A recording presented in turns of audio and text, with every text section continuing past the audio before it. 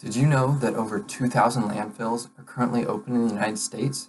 Sure, they may not seem as bad. We have one a few miles away from here. It just looks like a green hill. Green means sustainable, right? Not in the slightest. Underneath the thin layer of grass is plastics, metals, food waste, and other things that are just taking up space or attempting to decompose under layers of soil. Ask me, decomposing under the soil is good, right? Because then it's gone for good. Wrong again. These materials fill the soil with toxins, greenhouse gases, and leachate that seep into our atmosphere and waterways.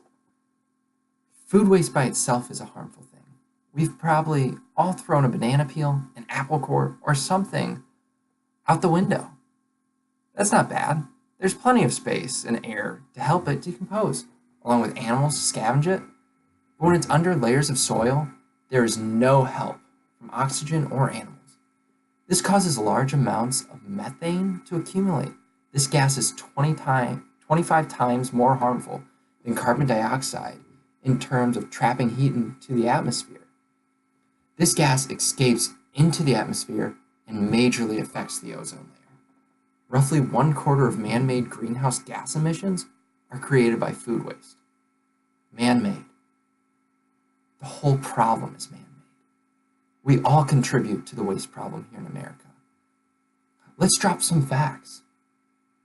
9/10 of all solid waste in the United States does not get recycled. Landfills are among the biggest contributors to soil pollution, and roughly 80% of all the items buried in landfills could be recycled. We already know that these landfill items are filling up the soils with toxins and hazardous gases, and we know that this affects the atmosphere. Let's think about the atmosphere for a bit. With greenhouse gases rising into it, it hurts the ozone layer.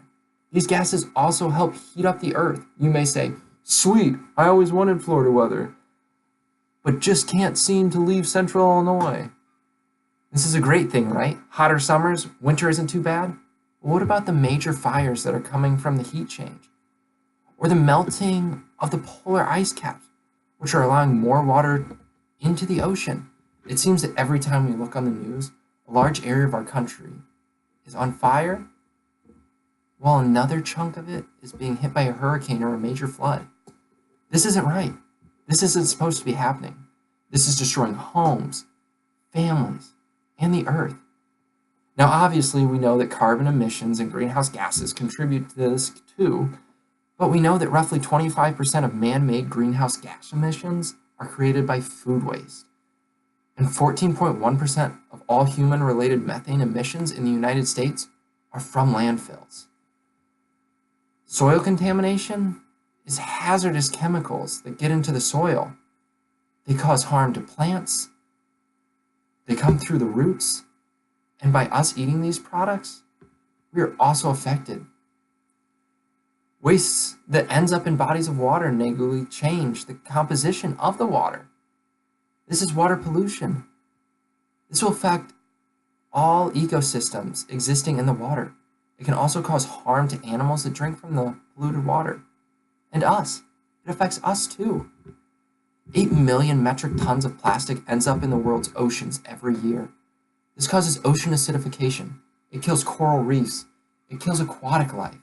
It ruins the environment. There's an area in the ocean called the Great Pacific Garbage Patch, and it's just a massive accumulation of the ocean's plastics that currently spans an area 3 times the size of Texas. I don't know if you know how big Texas is, but it's huge. Texas is the size of 5 Illinois, meaning there is 15 Illinois size worth of garbage in the ocean right now. A study was done on the effects of plastic in the oceans, and it also found that 71% of seabirds and 30% of turtles have plastic in their stomachs. That's unheard of. Our waste problem is affecting not only the land and creatures on it, but the ocean and creatures around it for thousands of miles. Speaking about thousands of miles away, did you know that we used to pay China to take our waste? China has taken in more than 45% of the world's plastic waste since 1992. However, Recently, China implemented a plastic waste ban. This will leave 111 million tons of trash with no place to go. What to do? What to do? We have to find a new way to deal with this trash. One thing we need to do is ditch the one-use items, like straws and paper cups. Most straws aren't recyclable because they are too lightweight, so they don't make it through the mechanical recycling sorters. Unless we switch to paper straws, this is a major problem. And paper cups, they say they're recyclable, but they're just coated in a plastic that isn't, so they can't even be recycled. What we need to do is follow Sweden with their waste program.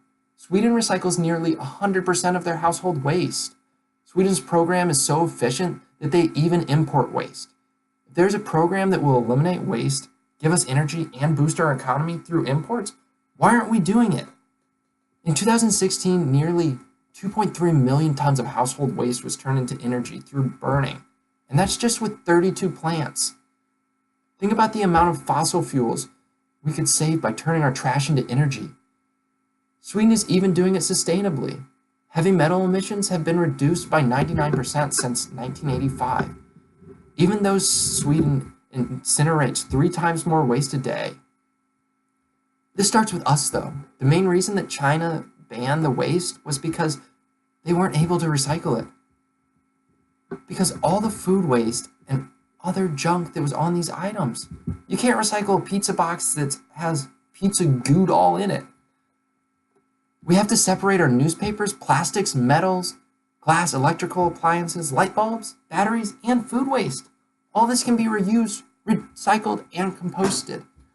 Newspapers are turned into paper mass. Bottles are reused and melted into new items. Plastic containers become plastic raw material. Food is composted and becomes soil.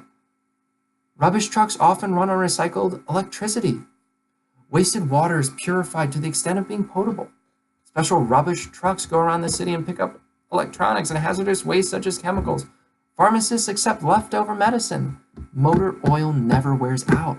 It just gets dirty, and it can be recycled. And recycling plastic actually saves twice as much energy as it takes to burn it. By doing this, we would boost our economy. And we would save energy. We would be making our own energy.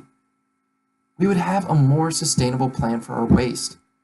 This would benefit everyone and make the world a better place. If we want to leave this planet for our future generations, it's critical that we are proactive with our waste.